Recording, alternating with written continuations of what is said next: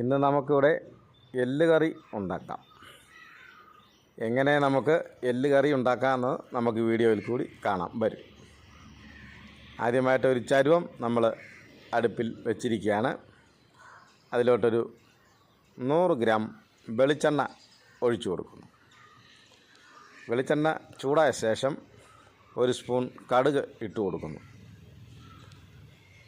കടുക് പൊട്ടിയ ശേഷം നമ്മൾ ചെറിയതായിട്ട് അരിഞ്ഞു വെച്ചിരിക്കുന്ന സവോള, ഒരു 5 സവോള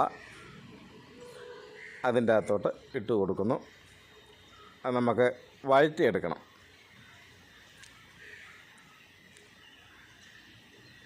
നമ്മളിവിടെ 2 കിലോ എല്ലാണ് കറി വെക്കുന്നത്. അതിന് 5 സവോള എടുത്തിരിക്കുകയാണ്. സവോള നല്ലോണം ചൂടായ ശേഷം നമുക്കതിലോട്ട് ഒരു 4 തക്കാളി ചെറുതായിട്ട് മുറിച്ചത് ഇട്ട് കൊടുക്കാം. കൂടാതെ 6-7 പച്ചമുളക്, 2 കുടം വെളുത്തുള്ളി, 1 കഷ്ണം ഇഞ്ചി എന്നിവയും കൂടി നമുക്ക് ഇട്ട് കൊടുക്കാം. ഇഞ്ചി ചെറുതായിട്ട് അരിഞ്ഞതാണ്. ഇതെല്ലാം കൂടെ നല്ലവണ്ണം ഒന്ന് വഴറ്റിയെടുക്കാം. പെട്ടെന്ന് വഴണ്ട് കിട്ടാനായിട്ട് നമുക്ക് ഒരു സ്പൂണ് ഉപ്പുകൂടി ഇട്ട് കൊടുക്കാം. ഈ ഉപ്പിടുന്നതനുസരിച്ച് പിന്നെ കറിയിൽ അതനുസരിച്ച് ഉപ്പ് കുറച്ചേ ഇടാവുള്ളൂ. ഉപ്പ് ഇതും കണ്ട് മതിയാവുന്നുണ്ടെങ്കിൽ ഉപ്പ് ഇടുകയും വേണ്ട, അത് സൂക്ഷിക്കണം. അങ്ങനെ അത് വഴണ്ടുകൊണ്ടിരിക്കുകയാണ്. നമുക്ക് കറിവേപ്പില ഒരു 4 തണ്ട് കറിവേപ്പിലയും കൂടി ഇട്ട് കൊടുക്കാം.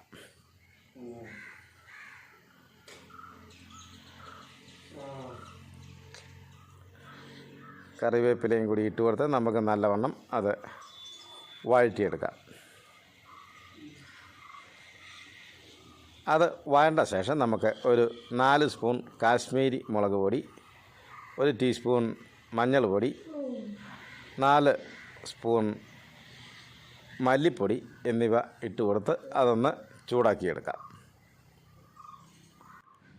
തീ കുറേശ്ശെ കത്തിച്ചാൽ മതി, അല്ലെങ്കിൽ കരിഞ്ഞു പോകാനുള്ള സാധ്യതയുണ്ട്.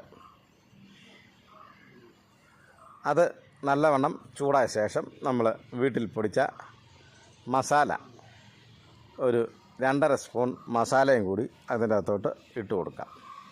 അതുകൂടെ ഒന്ന് ചെറുതായിട്ട് നമുക്ക് ചൂടാക്കാം.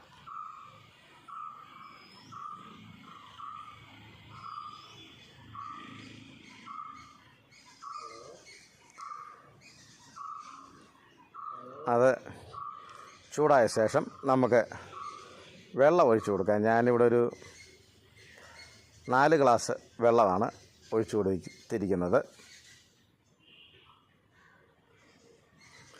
ഇതാണ് നമ്മുടെ എല്ല്, പോത്തിൻ്റെ എല്ലാണ് നമ്മൾ മേടിച്ചിരിക്കുന്നത്.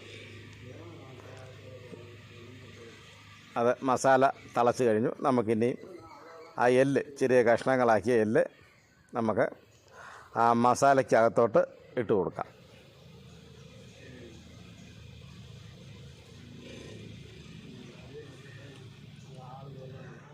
ഇതൊരു 2 മണിക്കൂർ അടുപ്പിൽ കിടന്ന് വേവേണ്ടതായിട്ടുണ്ട്.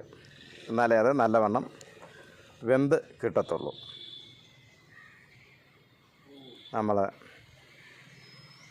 ആ എല്ല് ആ മസാലയ്ക്കകത്ത് ഇട്ട് കൊടുത്ത ശേഷം നന്നായിട്ട് ഇളക്കിയത് മിക്സ് ചെയ്യാം.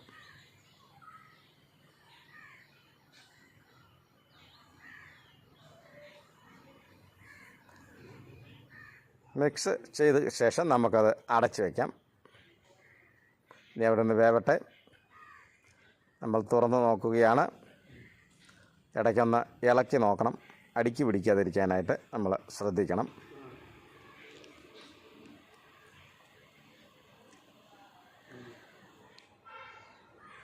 രണ്ട് മണിക്കൂറിന് ശേഷം ഇത് വെന്ത് കിട്ടുന്നതായിരിക്കും. നല്ലവണ്ണം തിളച്ച് കഴിഞ്ഞു. നമുക്ക് കുറച്ച് ഉപ്പൂടെ ഇട്ട് കൊടുക്കാം. നേരത്തെ നമ്മൾ ആവശ്യത്തിന് ഉപ്പ് ഇട്ട് കൊടുത്തായിരുന്നു, കുറച്ച് കുറവുണ്ട്. ഒരു 1/2 സ്പൂൺ ഉപ്പൂടെ നമ്മൾ ഇട്ട് കൊടുത്ത് നല്ലവണ്ണം അത് ഇളക്കിയെടുക്കാം. ഉപ്പ് നമുക്ക് നോക്കാം. ഉപ്പുണ്ട്. അങ്ങനെ നമ്മുടെ എല്ല് കറി ഇവിടെ റെഡി ആയിരിക്കുകയാണ്. നമുക്ക് നല്ലവണ്ണം ഇളക്കിയ ശേഷം അത് അടുപ്പിൽ നിന്നും വാങ്ങി വയ്ക്കാം. വാങ്ങി വെച്ച ശേഷം നമുക്ക് എല്ല് കറിക്ക് കടുക് വറക്കാം. ഒരു ചീനിച്ചട്ടി അടുപ്പിൽ വെച്ച ശേഷം 2 സ്പൂൺ വെളിച്ചെണ്ണ ഒഴിച്ചു. വെളിച്ചെണ്ണ ചൂടായ ശേഷം 1 സ്പൂൺ കടുകും ഇട്ടു. അതിന് ശേഷം ഒരു ചെറിയ സവാള ചെറുതായിട്ട് അരിഞ്ഞത് അതിനകത്തോട്ട് ഇട്ട് കൊടുത്ത് നമുക്ക് അതൊന്ന് മൂപ്പിച്ചെടുക്കാം. ഒരു ഗോൾഡൻ കളറാവട്ടെ, അതുവരെ നമുക്ക് അതൊന്ന് മൂപ്പിച്ചെടുക്കാം. ഇപ്പോൾ ഗോൾഡൻ കളറായി. നമുക്കിനി കറിവേപ്പില ഒരു 2 തണ്ട് കറിവേപ്പിലയും കൂടി അതിൻ്റെ അകത്തോട്ട് ഇട്ട് കൊടുക്കാം.